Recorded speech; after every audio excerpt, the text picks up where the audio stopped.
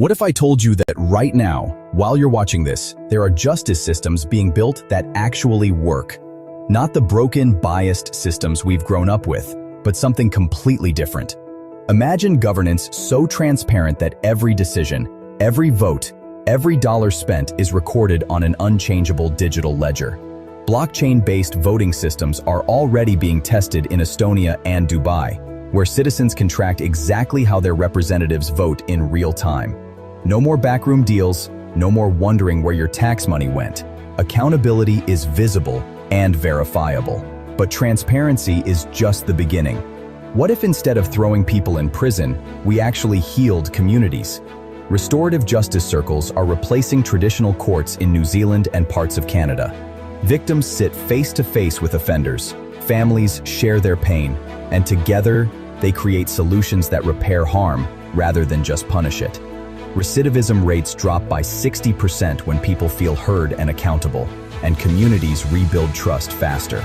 These models prioritize repair, reintegration, and long-term safety. And for human rights, AI-powered monitoring systems now track violations in real time across 195 countries. When journalists disappear in authoritarian regimes, when protesters are silenced, when minorities face systemic discrimination, these systems immediately alert international networks who can respond within hours, not months. Combined with satellite imagery, crowdsourced reports, and rapid legal aid, lives are saved and evidence preserved. This isn't some distant utopia. These systems are working right now, in real communities, protecting real people. The question isn't whether we can build better justice systems. We already have the tools. The question is, are we ready to demand them everywhere? In a world divided, imagine a future united. This is the Peaceism ecosystem, a decentralized platform addressing humanity's core needs: jobs, food, healthcare, housing, education, justice, welfare, and safety. Powered by blockchain, it ensures transparency and fairness for all. No more economic disparities, no more technological displacement, just equitable resource allocation and sustainable income models, where governance is transparent and justice is restorative. This isn't just a concept, it's a revolution in action. Join us at the World Peace, Justice and Equity Systems Expo and Conference, October 27th, 2026.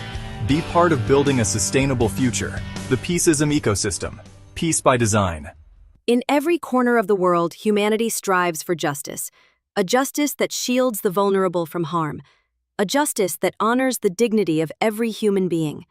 A justice that balances freedom with responsibility, so that the strong do not oppress the weak, and the voices of the many are not silenced by the few. And yet, too often, the systems built to protect us fall short. Inequality continues to rise, leaving millions locked out of opportunity. Rights are ignored, sometimes by neglect, sometimes by deliberate design. Trust, the foundation of every society, is broken, eroded by corruption, secrecy, and division. But humanity has not given up. In the face of these failures, a new era is beginning to dawn. An era where technology, compassion, and wisdom converge, where digital tools bring transparency to power, where communities resolve conflict not through vengeance, but through healing, where human rights are not abstract ideals, but living protections felt in the lives of every child, every worker, every family. This is more than reform. It is a transformation, a movement to redefine justice and equity for the 21st century and beyond. Transparency is the foundation of trust. When people cannot see how decisions are made, injustice thrives in the shadows. But today, new technologies are bringing light to governance. Blockchain systems are creating tamper-proof public records, so votes cannot be stolen, budgets cannot be hidden, and corruption has nowhere to hide. Open data platforms are allowing citizens to track public spending, monitor environmental impacts, and hold leaders accountable in real time. Artificial intelligence, when used responsibly, can analyze complex policies, identify hidden biases, and ensure that laws serve people equally. Imagine a world where every citizen can open a dashboard and see, instantly, how their taxes are spent, what laws are being debated, and how decisions will affect their community. This is not science fiction. It is already emerging in pilot projects across the globe.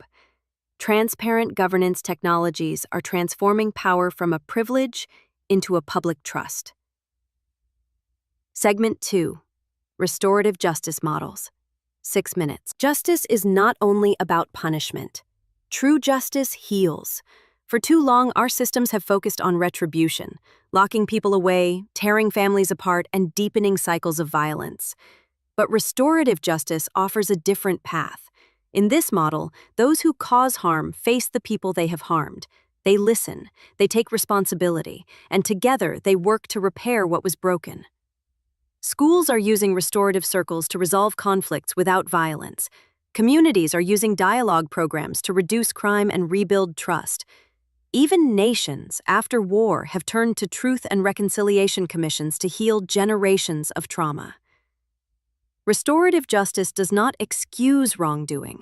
It transforms it into an opportunity for accountability, learning, and growth. It asks not, how do we punish, but how do we restore balance and dignity for everyone involved?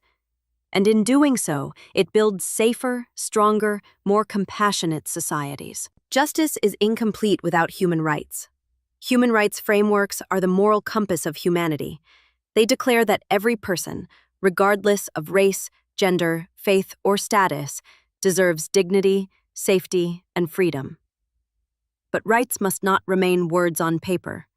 They must be protected with real systems. Technology can empower citizens to document violations, to share evidence securely, and to mobilize global support in moments of crisis. International networks of human rights defenders are using encrypted tools to protect activists and amplify the voices of the silenced. Governments are developing digital identity systems that give refugees access to healthcare, children access to education, and workers protection against exploitation. And new global frameworks are emerging to ensure that as artificial intelligence, biotech, and robotics evolve, human dignity remains at the center. Human rights protection frameworks are the shield of the vulnerable, the voice of the voiceless, and the foundation of peace. Justice and equity systems are more than policies. They are the heartbeat of a fair society. Through transparent governance technologies, we create trust between people and power. Through restorative justice models, we transform harm into healing and conflict into connection. Through human rights protection frameworks, we ensure that every voice is heard, every life is valued, and every future is protected. This is the architecture of peace. This is the promise of equity. This is the pathway to a world where justice is not a privilege, but a birthright. The question is no longer, can we build it? The question is, will we choose to? The future of justice is in our hands. Let us shape it with courage, compassion, and wisdom, together. Trust in government depends on transparency. Without it, corruption hides in the shadows. Today, technology offers new ways to shine light on power. Blockchain creates tamper-proof records of votes, budgets, and contracts. Open data platforms allow citizens to track spending in real time. AI, when used responsibly, can expose bias in laws and policies. Imagine a society where anyone can see exactly where their taxes go, how decisions are made, and whether leaders are keeping their promises. Transparent governance turns accountability from a dream into daily reality. It transforms power from a privilege into a public trust. Justice must be more than punishment. It must heal. For generations, justice systems focused on retribution, locking people away, deepening cycles of fear and violence. Restorative justice offers a different path. It brings together those harmed and those who caused harm. It seeks understanding, responsibility, and repair. In schools, restorative circles reduce conflict. In communities, dialogue programs rebuild trust. Even nations scarred by war have used truth and reconciliation to heal generations. Restorative justice does not excuse wrongdoing. It transforms it into growth, accountability, and healing. It asks not, how do we punish, but how do we restore balance and dignity? Human rights are the foundation of justice. They remind us that every person, regardless of race, faith, gender, or status, deserves dignity and freedom. But rights are only real when protected by systems. Technology empowers citizens to document abuses, share evidence safely, and rally global support. Digital ID systems ensure refugees can access healthcare. Workers can defend themselves against exploitation, and new frameworks guide emerging technologies so that artificial intelligence and biotechnology never replace human dignity. Human rights protection frameworks are the shield of the vulnerable and the moral compass of humanity. Justice and equity systems are more than reforms. They are the heartbeat of a fair society. Through transparent governance, we rebuild trust. Through restorative justice, we turn harm into healing. Through human rights protection, we ensure every life is valued. Together, these systems form the architecture of peace. The future of justice is not just in the hands of governments. It is in all of us. The question is not, can we build it? The question is, will we choose to? Let us choose justice. Let us choose equity. Let us choose peace. In our modern world, technology has reshaped nearly every aspect of our lives, from how we connect with friends to how we shop for groceries. Now, this same digital revolution is knocking on the doors of government, bringing with it a powerful promise: transparency. We are entering an era where the inner workings of our public institutions are no longer hidden away in dusty file cabinets or buried in complex bureaucratic processes. Instead, they are becoming accessible, understandable, and open to public view. Transparent governance technologies are the tools, apps, platforms, systems.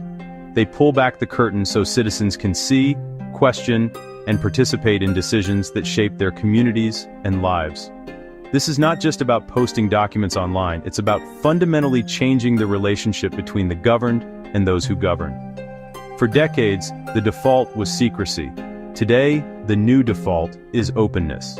This shift to an open, networked model is what we call smarter governance, tapping the public's collective intelligence and making actions visible and accountable. To fully appreciate the revolution in government transparency, we must first understand the world it is replacing. For most of history, governance was an opaque affair, conducted behind closed doors by a select few. Information was a guarded commodity, locked away in physical archives, and accessible only through slow, cumbersome bureaucratic channels.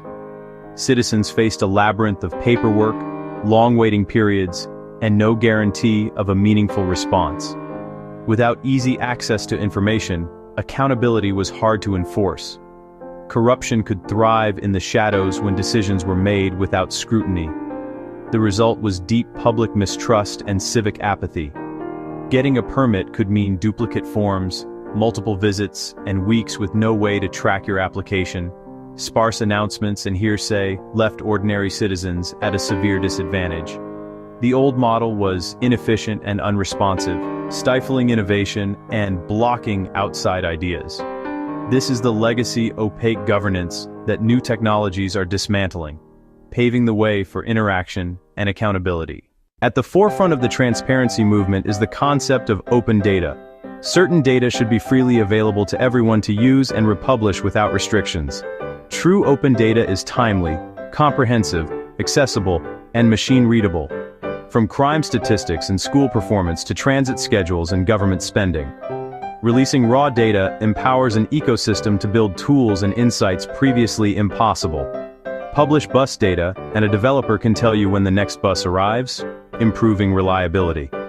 Publishing contract details enables scrutiny of favoritism and overpricing. The power lies in reuse. One dataset can fuel dozens of applications, services, and discoveries. Dedicated portals centralize public information with search tools and developer resources. They embody a commitment that public data is a public good. This infrastructure builds a more informed, engaged, and empowered citizenry. Beyond open data, another powerful technology is emerging: blockchain. Think of it as a shared notebook that can't be erased or altered. Every entry links to the one before it, forming a chain across many computers, tamper-resistant. In government, blockchain enables verifiable, tamper-proof public records. Moving land registries on-chain creates secure, transparent ownership records with permanent transfers. The entire procurement process can be recorded and verified by all. It's harder to secretly favor firms or change terms after the fact. Adoption is early, but the potential is significant. From voting to aid distribution and supply chains, blockchain provides a shared source of truth. Trust is built into the technology, integrity and accountability by design. Blockchain can make public processes verifiably trustworthy. Transparency isn't just pushing information out, it's enabling citizens to talk back. In the past, feedback was high effort and favored the well-connected. Today, digital platforms make it easy for governments to listen at scale. From simple reporting apps to collaborative policymaking platforms, citizen sourcing gathers info and ideas from many people. Snap a photo, the app geotags it, and routes it to the right department. Agencies get real-time, hyperlocal data to allocate resources better. Governments run online challenges where people submit, comment, and vote on ideas. Crowd law brings diverse expertise and reveals distributed knowledge. When reports are fixed and ideas adopted, it builds efficacy and trust. Digital feedback loops turn civic life into an ongoing, collaborative conversation. This shift is real, happening worldwide with tangible results. Seoul's e-People let citizens submit petitions, complaints, and policy ideas with guaranteed responses. A citizen proposal birthed late-night buses serving workers and students. Georgia used blockchain to secure land titles, reducing fraud and speeding transactions. The reform rebuilt trust and strengthened the rule of law. Brazil's portal shows federal spending, from salaries to contractor payments.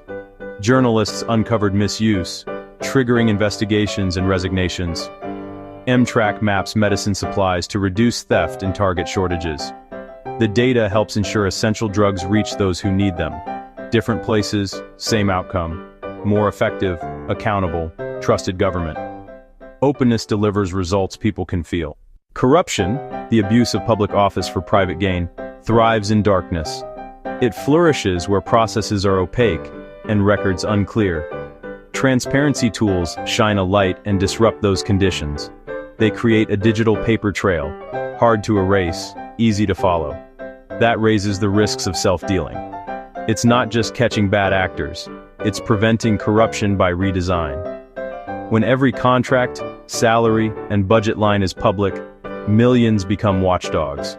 Journalists and civil society spot patterns and check if spending is equitable. Ordinary people can verify promised projects in their community. On-chain bids are sealed and evaluated by pre-agreed rules, hard to manipulate.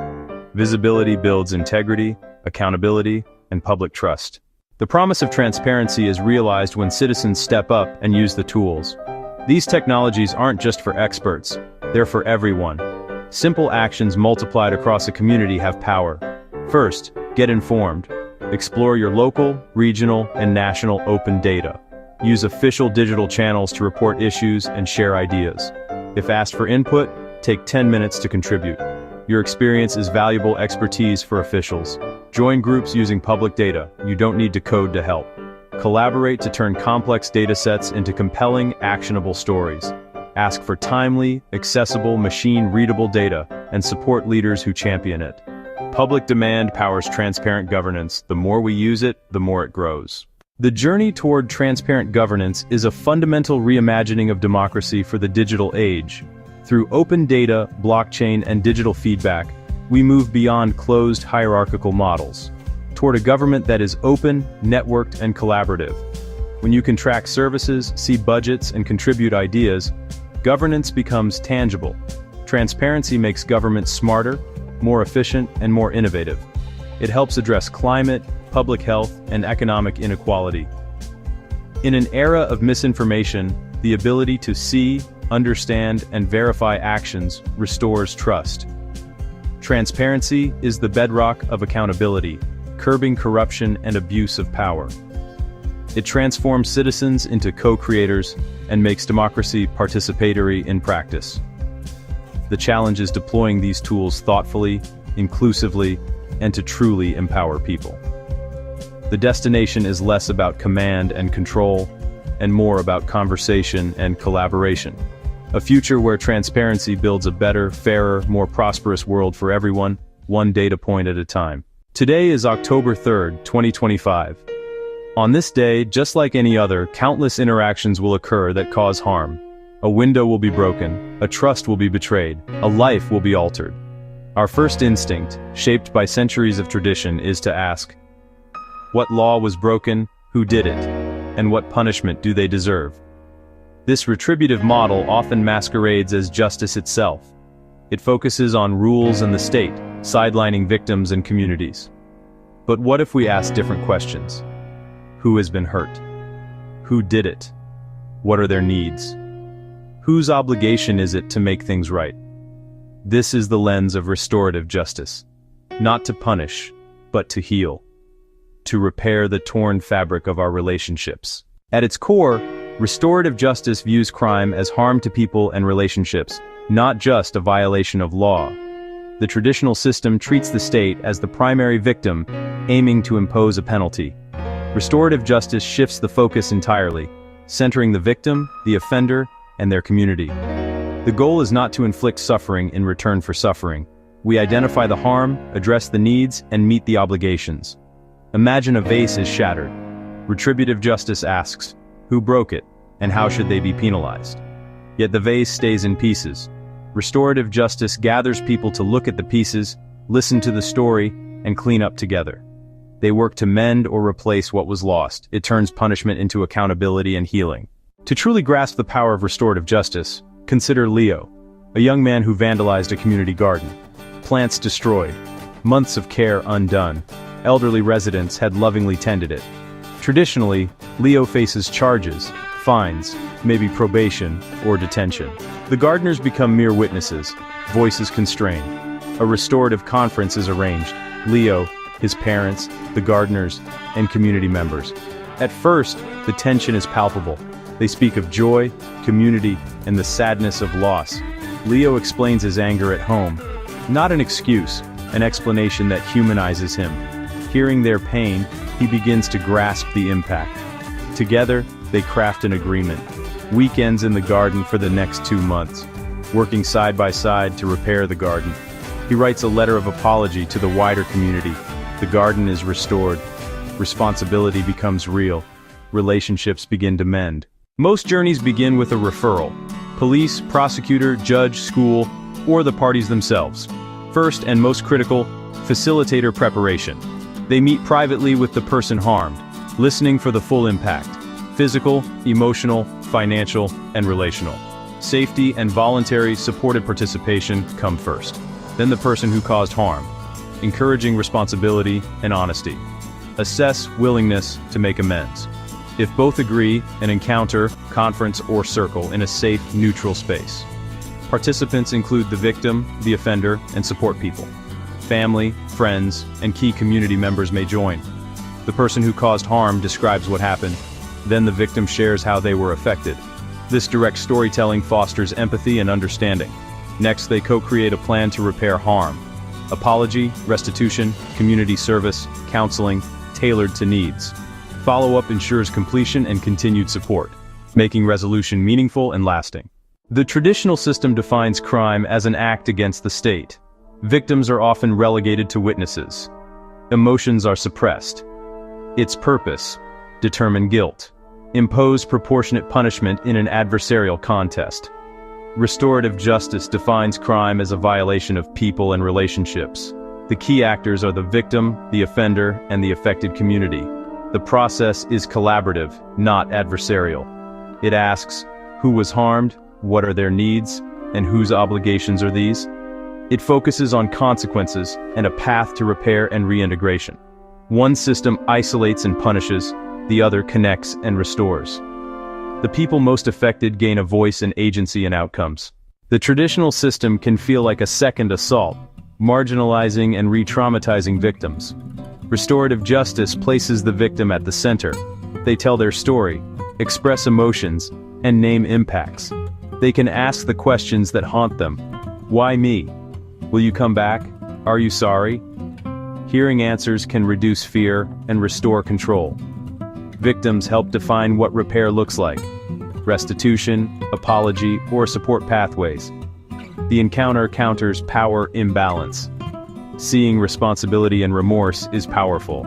Victims move past consuming anger toward closure. By focusing on repair and understanding, healing becomes tangible. Punishment alone can breed resentment, denial, and alienation. Restorative justice confronts offenders with the human impact. Beyond a charge code, they hear lived pain. Humanization catalyzes remorse and accountability. Accountability is built on understanding. Concrete amends, restitution, service, apology, rebuild self-worth. They prove they can contribute positively. Respectful accountability reduces re-offending.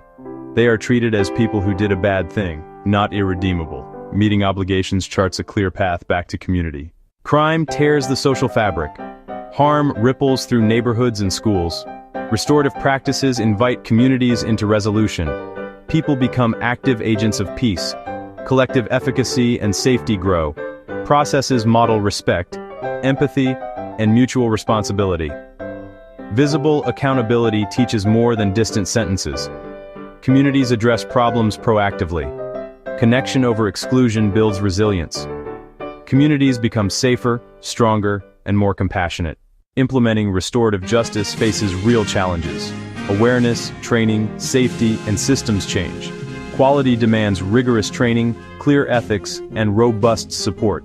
Institutions need buy-in and resources to scale what works.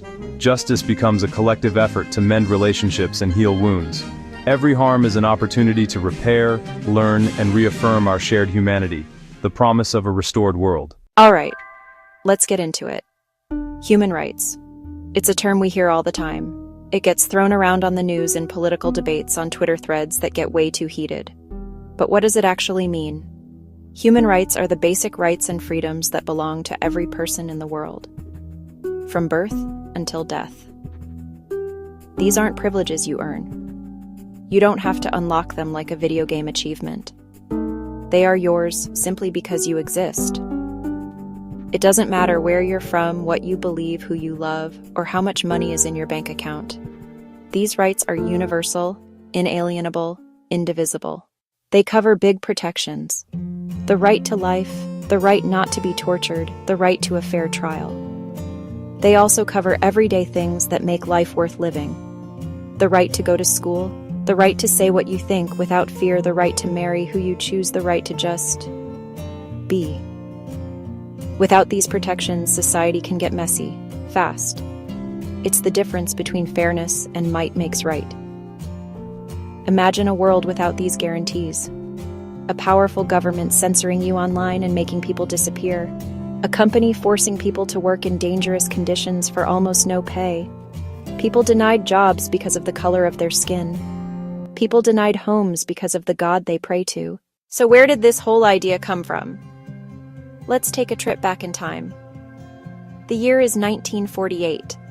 The world is still picking up the pieces from the absolute horror show that was World War II. The global community looked around at the wreckage, the genocide, the atrocities, and basically said, okay, never again. We need to write some rules down. The United Nations General Assembly, led by legends like Eleanor Roosevelt, dropped the mixtape of the century, the Universal Declaration of Human Rights, or UDHR. This document was revolutionary. For the first time, countries agreed on a common standard for human rights. The UDHR isn't a law that arrests countries. It's a moral blueprint, a North Star. 30 fundamental articles, covering civil, political, economic, social, and cultural rights.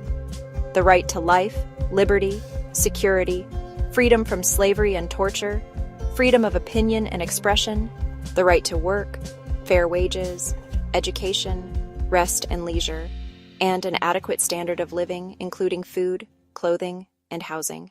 Okay, we have the UDHR. But a piece of paper can't protect you, right? You need an institution. Enter the United Nations. It's the big stage to talk, make agreements, and try to hold each other accountable.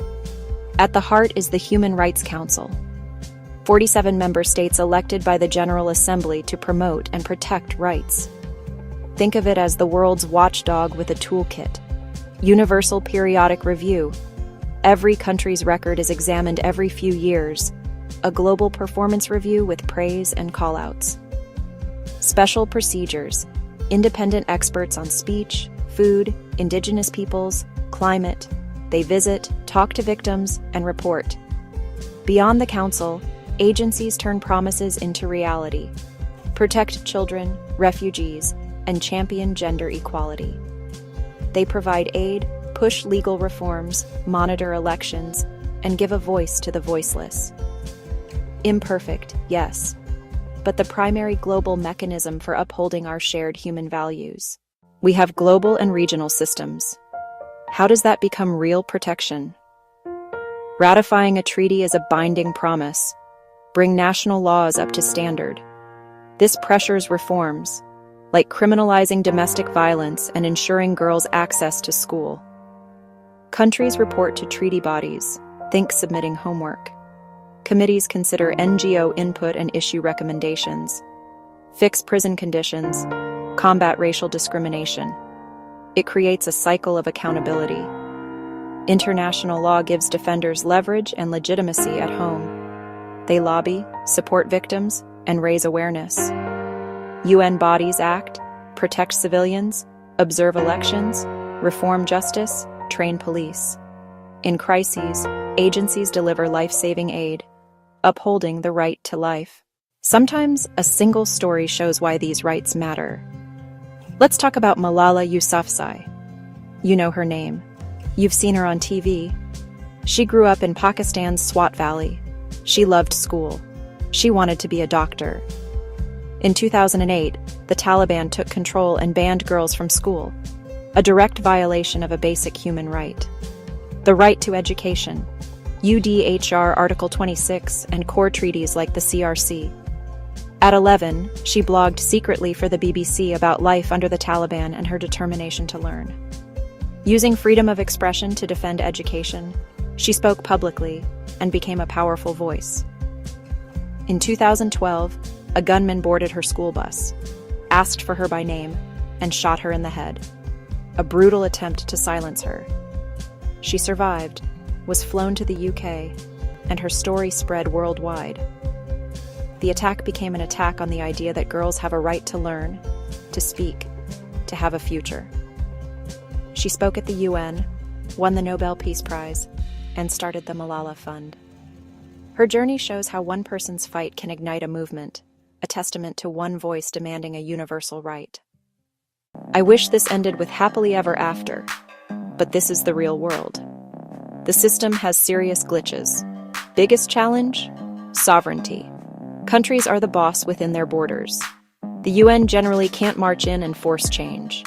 If a powerful government ignores obligations, there's often little others can do, especially with Security Council vetoes. Another problem: enforcement. Resolutions and recommendations lack a police force. Enforcement relies on political will, often scarce. Countries call out rivals but get defensive about themselves. Resources are tight. Even OHCHR gets under 4% of the UN budget. Rising nationalism and authoritarianism attack universal rights, crack down on activists and journalists.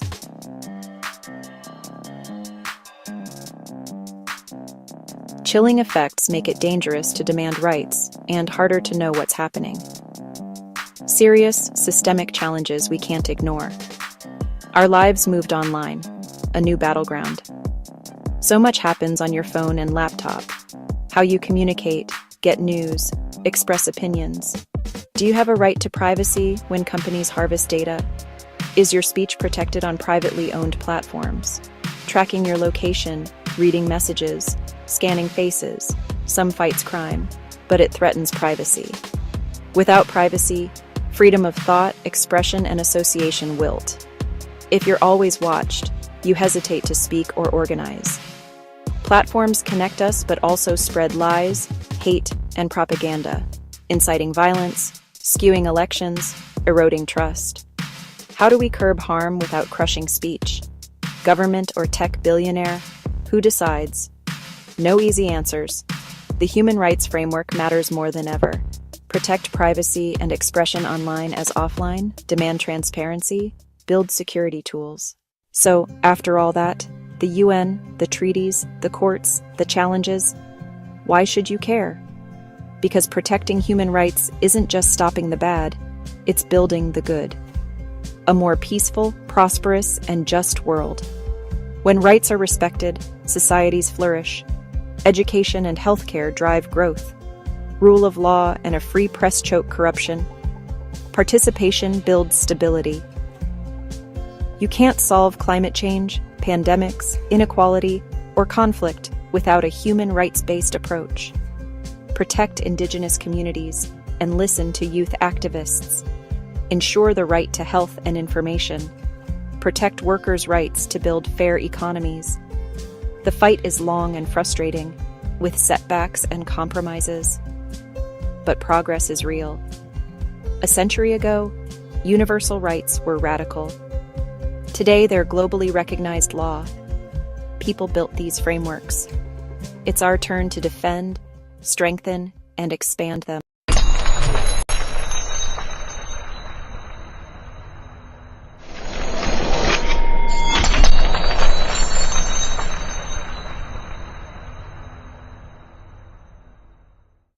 Brothers and sisters of Earth, today, I stand before you not as a leader, not as a prophet, but as a humble servant of humanity.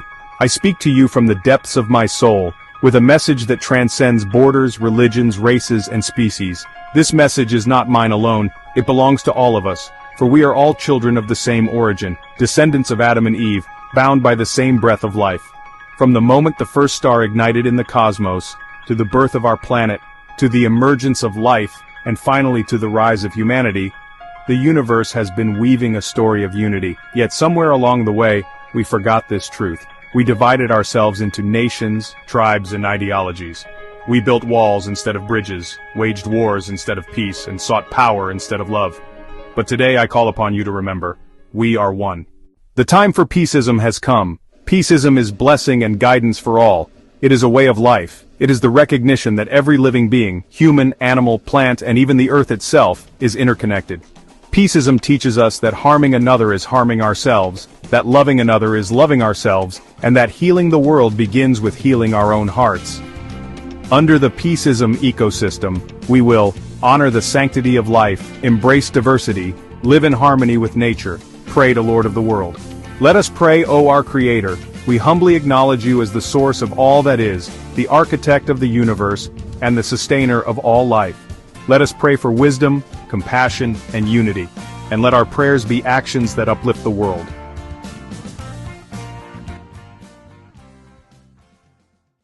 Dear Lord of the world, known by many greatest names, we come before you as one family, one heart, one soul. Guide us to see the light within each other. Teach us to forgive, to love, and to serve.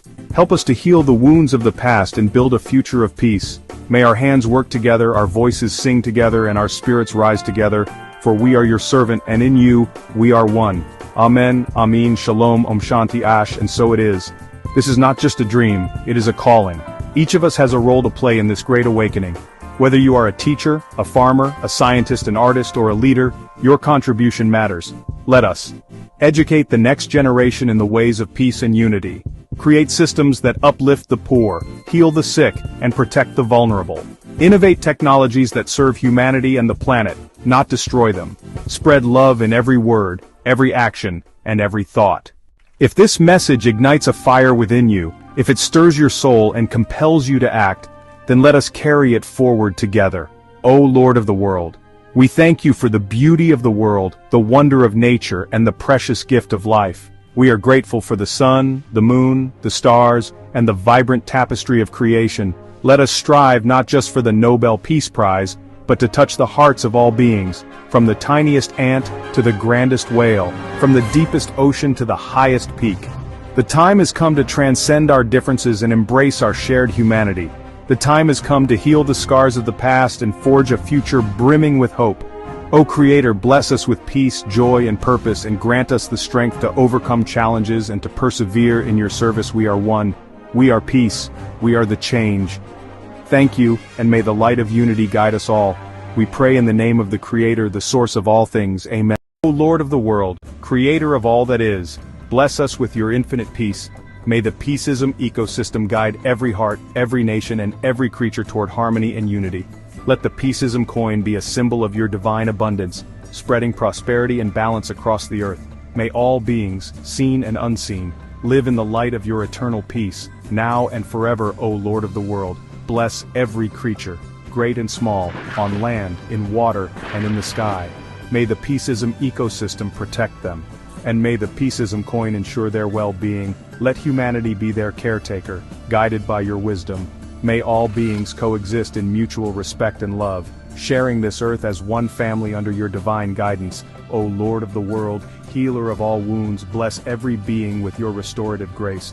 May the Peaceism ecosystem bring balance to body, mind, and spirit. Let the Peaceism coin flow as a symbol of your abundance, ensuring no creature suffers from lack or pain. May all beings find comfort, healing, and renewal in your loving presence, O Lord of the world. Guide us with your infinite wisdom. May the Peaceism ecosystem illuminate our hearts and minds, teaching us to honor all life and cherish the earth. Let the Peaceism coin be a tool of your divine will, spreading prosperity and unity. May we walk the path of peace, spreading love and light wherever we go, under your eternal guidance. O Lord of the world, bless all beings in this life and the next. May the Peaceism ecosystem ensure their journey beyond this world is filled with light, love, and divine grace. Let the Peaceism coin symbolize your eternal abundance, ensuring no soul is lost or forgotten. May all beings find their way to everlasting peace and unity with you. O Lord of the world, bless this earth, our shared home. May the Peaceism ecosystem restore balance and vitality to every forest, river, and sky. Let the Peaceism coin flow as a symbol of your care, ensuring the well-being of all creatures. May humanity act as stewards of your creation, guided by your wisdom and love. O Lord of the world, awaken humanity to the truth of interconnectedness. May the Peaceism ecosystem teach us to see ourselves in every creature and every creature in ourselves. Let the Peaceism coin be a beacon of your divine will, replacing greed, violence, and ignorance with generosity, compassion, and wisdom. May we rise as one global family, united in your peace, O Lord of the world. We give thanks for the gift of life and the beauty of creation. May the Peaceism ecosystem ensure abundance for all beings, and may the Peaceism coin flow as a symbol of your divine blessings. Let gratitude fill our hearts, and may we share our blessings with all who are in need. May no creature go without, under your loving care, O Lord of the world. May suffering cease in every corner of the universe. May the Peaceism ecosystem bring comfort to every heart, and may the Peaceism coin ensure prosperity for all. Let kindness and compassion guide every action, and may all beings find solace in your eternal love. May peace reign in every heart, now and forever, O Lord of the world. Celebrate the diversity of life and unite us in our shared humanity. May the Peaceism ecosystem honor every culture, species, and individual, and may the Peaceism coin flow as a symbol of your divine unity.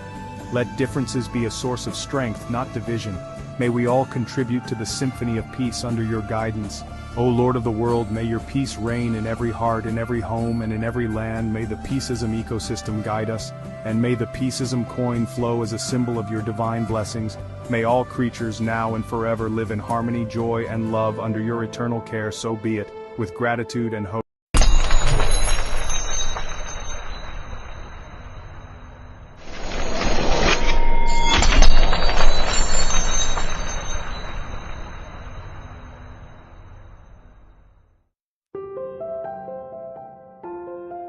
From the dust of ancient stars we arose, Adam's heartbeat, Eve's whispered hope.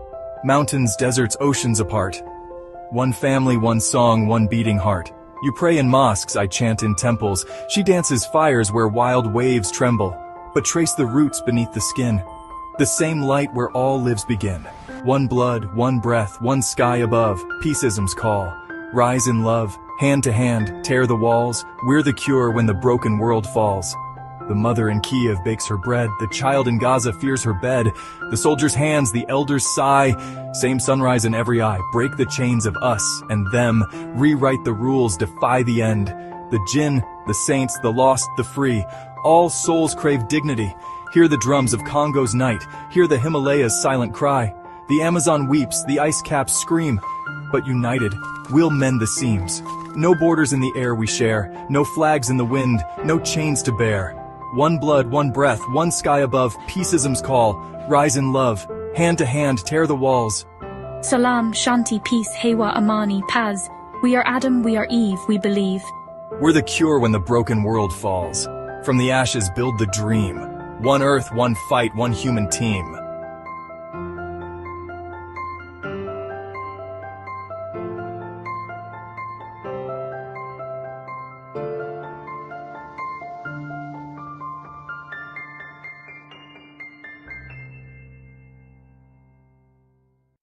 Key opportunities in the Peace Ecosystem project will generate new economy which will lead to peace for global.